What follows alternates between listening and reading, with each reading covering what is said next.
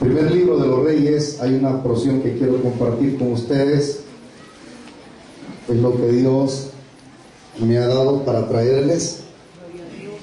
El tema se llama Teniendo una cita con fuego, o algunos la podrían decir una cita de fuego.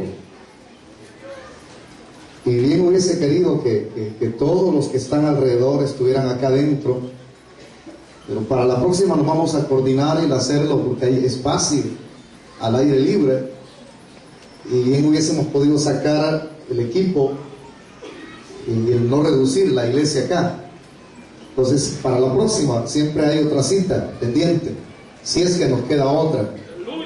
Si es que creo que no queda otra, esta es la última. Así como usted lo va a escuchar y lo va a digerir. Bien hubiésemos aprovechado, pero lastimosamente no cabemos. Ahí se trajeron 1000 sillas solamente de la iglesia de Chachuapa. Hay más de 2000 personas acá, a los afueras, con los que están acá adentro también. Así es que los que alcancen a escuchar, lastimosamente a mí me hubiera complacido que hubieran estado los amigos y no los hermanos aquí. Porque esta primera temática, bueno, yo traía dos, y como no vi los amigos adentro, entonces mejor prefiero esta temática que tiene una mezcla de enseñanza doctrinal con enseñanza evangelística, porque veo solo hermanos, ¿verdad, hermanos? Los que son cristianos acá. ¡Amén! La mayoría son 2 o 3 amigos los que hay, los demás están esparcidos. Lastimosamente la gente no entiende que este sitio o este lugar, cuando nos retiramos, no es simplemente para venir a bañarse y jugar fútbol. Que se les invita a los amigos para que vengan a aprovechar a oír el mensaje de la palabra, porque el libro de los Reyes, ustedes se pueden de memoria este texto, ya lo hemos predicado, pero ahora viene algo muy diferente. Capítulo 18,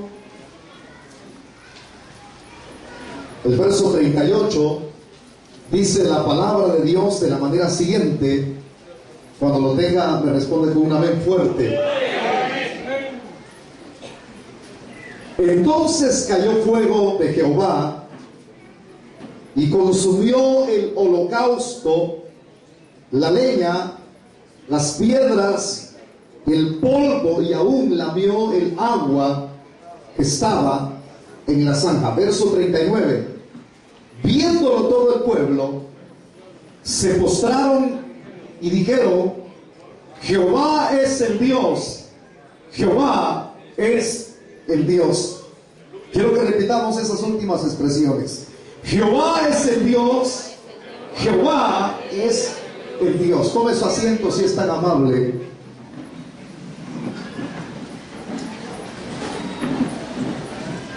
Quiero iniciar en esta tarde, porque tenemos al menos los minutos para dar a esta temática limitados, porque tenemos que salir a un receso. Pero voy a aprovechar al máximo y voy a ir al grano con lo que es el contenido del contexto de estos versículos. Y a la vez que vayamos examinando el contexto, usted va a ir apreciando que casi se asimila a lo que estamos viviendo hoy en día.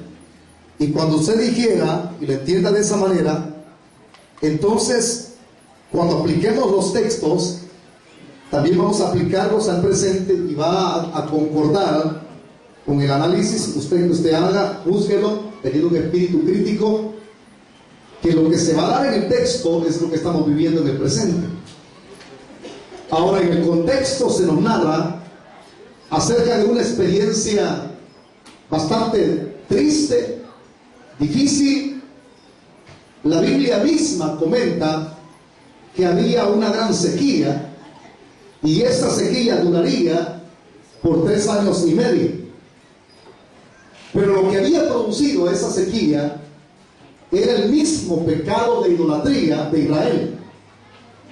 Ahora, si nosotros entendemos el contexto, quien había inducido al pecado de la idolatría era la mujer de Acab, Jezabel. Acuérdense que Jezabel no era una israelita, una judía pura, sino que ella era una persona que no pertenecía a la nación hebrea. El que era de la nación hebrea era el mismo Acab, pero Jezabel no. Ahora, esta mujer indujo a su marido a poder, hermanos, abandonar los preceptos de Dios, y él, como legislador, como influyente en las masas las cuales dirigía, también entonces influyó en que estos pudiesen abandonar al único Dios verdadero e introducirlos a ellos en la idolatría.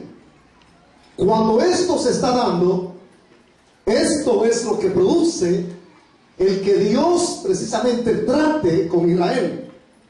Es decir, Dios cierra los cielos, no es Elías, hermano.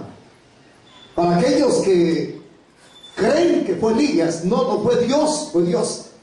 El hombre no tiene la capacidad de cerrar los cielos, ni de abrirlos. Es Dios quien lo hace.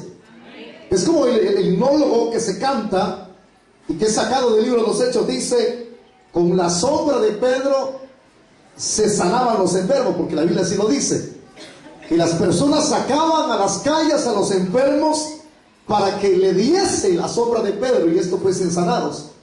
Pero no era la sombra de Pedro, sino que era el poder del Nazareno. Para que entienda mejor. Entonces, yo sé que hay personas que utilizan mal aquella expresión que tiene su contexto y antetexto, donde dice que Dios ha dado poder, autoridad para atar y desatar, pero algún día de esto vamos a interpretarlo de acuerdo al original bíblico, que muchos lo interpretan de una manera literal, y eso tiene su interpretación. Entonces, el único que puede cerrar los cielos y abrirlos es Dios. Y fue Dios quien cerró, claro, usando al profeta. Él es el instrumento. Cuando lo cierra, entonces comienza la sequía, y la sequía produce que no haya cosecha, no haya lluvia. Entonces, si no hay lluvia, no hay cosecha, no hay granos básicos. Y cuando esto se da, es cuando Israel comienza a experimentar los estragos de los tratos de Dios hacia ellos directamente. Ahora, aún con todo en la idolatría en la cual ellos estaban inmiscuidos, ellos parece ser que no hacen caso a lo que Dios está tratando con ellos. O sea, ellos lo ven como algo insignificante, y el proceso de su vida común y corriente continúa sin hacer caso de Dios, sin entender los tratos de Dios.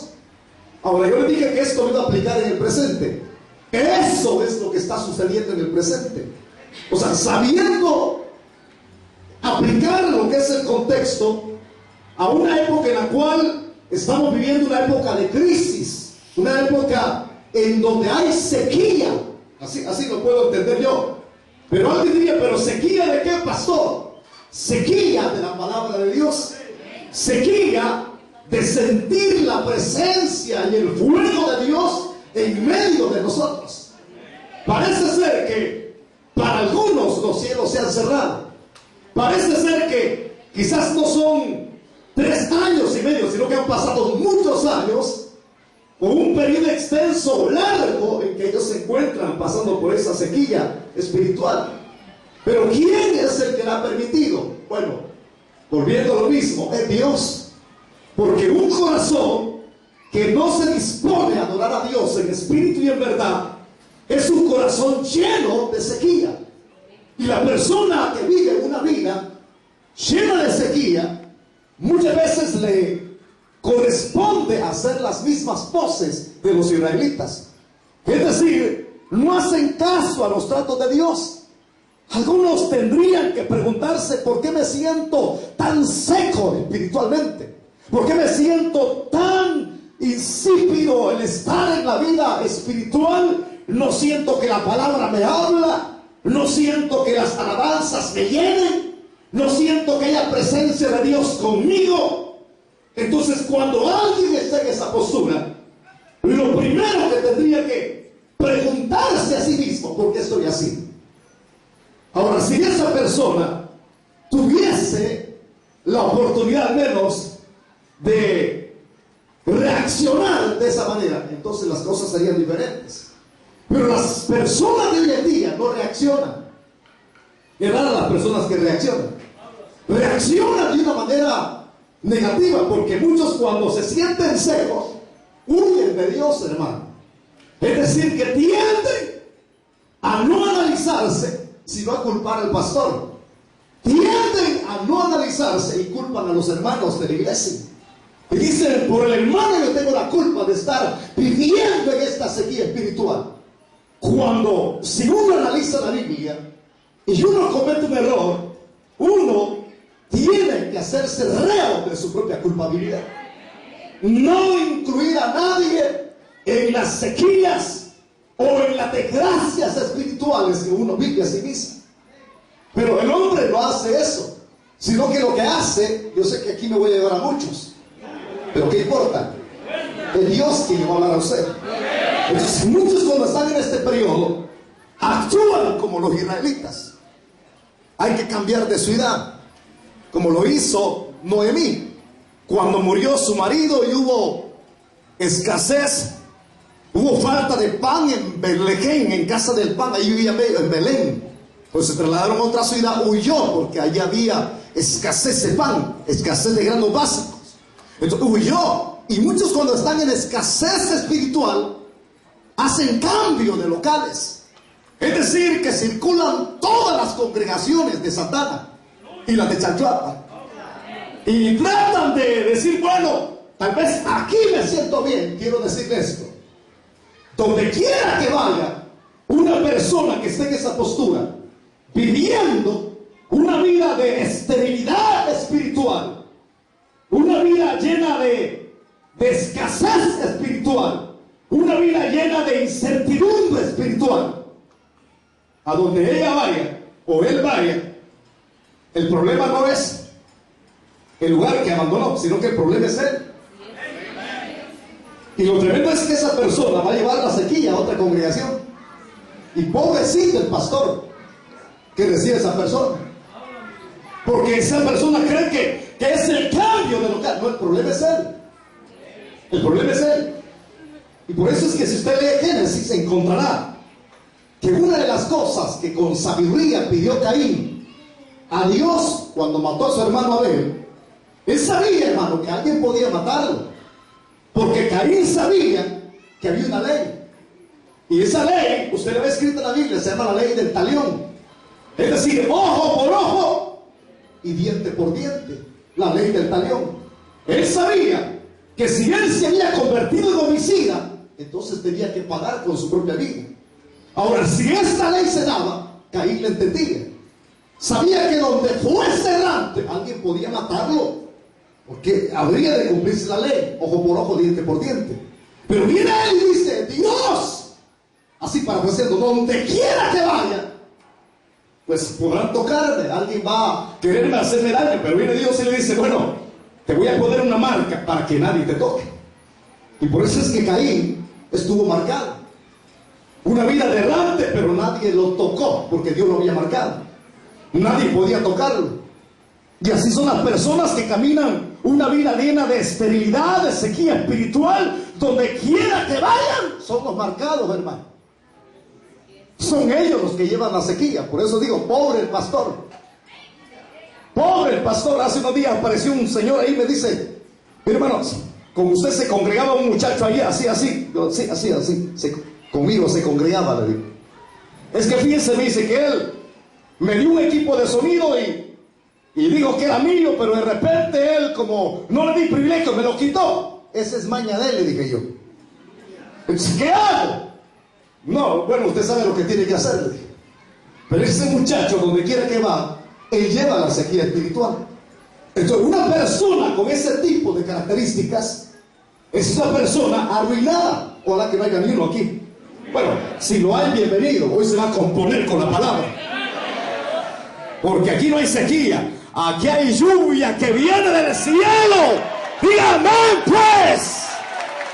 ¿Cuántos sienten la lluvia que viene del cielo? Es la presencia de Dios.